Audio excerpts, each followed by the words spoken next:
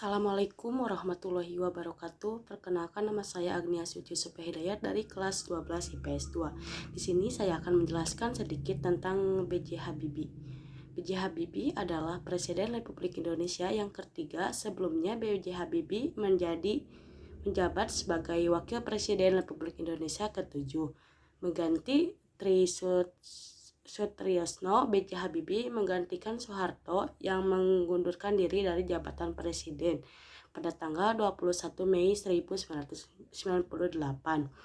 Sebelum memasuki dunia politik, Habibie dikenal luas sebagai seorang profesor dan ilmuwan dalam teknologi aviasi internasional dan satu-satunya presiden Indonesia hingga saat ini yang berlatar belakangi teknokrat. Baik, saya di sini akan menjelaskan kebijakan ekonomi, kebijakan politik, kebijakan sosial budaya, dan kebijakan hukum. Yang pertama adalah kebijakan ekonomi. Kebijakan ekonomi, Habibie berperan menekankan praktik monopoli.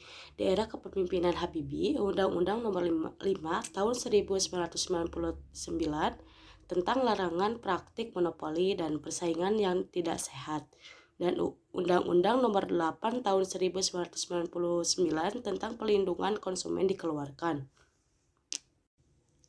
Yang kedua, ada warisan Habibienomics untuk Indonesia. Konsep Habibienomics adalah warisan penting untuk bangsa Indonesia. Ketua Asosiasi Kadar Sosioekonomi Strategis Suroto mengatakan konsep Habibienomics adalah sebuah ahli ekonomi yang mengedepankan meningkatkan nilai tambah ekonomi berbasis teknologi. Yang ketiga, menguatkan nilai tukar rupiah terhadap dolar dari 16.650 menjadi 7.000. Salah satu yang paling menggunakan adalah ketika Habibie berhasil mengenjot nilai tukar rupiah terhadap dolar Amerika. Saat itu nilai tukar rupiah sangat terpuruk kisaran 16.650 per dolar Amerika Serikat, dan inflasi membuing hingga 65%. Yang keempat, membebaskan tahanan politik untuk menciptakan stabilitas ekonomi. Konsep Habibienomics adalah warisan penting untuk bangsa Indonesia. Ketua Asosiasi Kadar Sosioekonomi Strategis Akses Suroto mengatakan konsep Habibie adalah sebuah aliran ekonomi yang mengedepankan meningkatkan nilai tambah ekonomi terhadap berbasis ekonomi. Yang selanjutnya, politik kebebasan pers. Pada masa pemerintahan sebelumnya, pers dibungkam dan dipaksa mengikuti opini dan pemerintahan, sehingga apabila ada pers yang menentang kebijakan pemerintahan maka akan mendapatkan hukuman. Pemilu bebas dan demokratis. Habibie juga membentuk undang-undang yang mengatur kebebasan masyarakat Indonesia dalam melaksanakan pemilu yang diatur dalam Undang-Undang Nomor 2 Tahun 1999 tentang pemilu. Pada tahun 1999, pemilu legislatif yang dilaksanakan menjadi pemilu yang paling bebas dan demokratis yang telah terjadi setelah pemilu pada tahun 1955. Adapun otonomi daerah, wilayah Indonesia yang sangat luas dan memiliki karakter yang berbudaya yang beragam, jadi otonomi daerah merupakan hal yang diperlukan untuk diterapkan di Indonesia. Sehingga pada masa pemerintahan Habibie dibentuklah Undang-Undang Nomor 22 Tahun 1999 tentang pemerintahan daerah. Kemerdekaan Timor Leste. Referendum ini menghantarkan Timor Leste menjadi negara yang merdeka. Peristiwa referendum Timor Leste ini sangat mendapatkan ketidaksetujuan dari pihak militer Indonesia. Akan tetapi Habibie tetap melaksanakan referendum Timor Leste.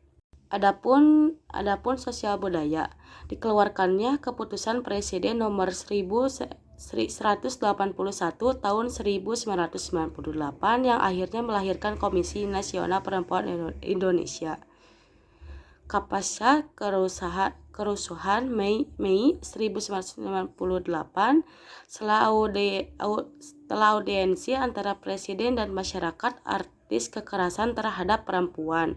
Presiden Habibie meminta usulan dari Saparina mengenai tidak lanjut kasus perkosaan sistematis yang terjadi. Saparina Sadi memberikan usulan kepada Presiden Habibie untuk membentuk komisi nasional yang bergerak dalam isu perempuan Indonesia.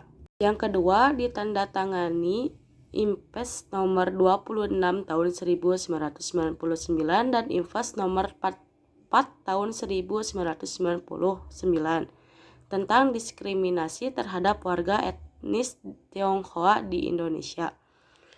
Dalam Impres menghapuskan larangan untuk berbicara dan mengajar bahasa Mandarin.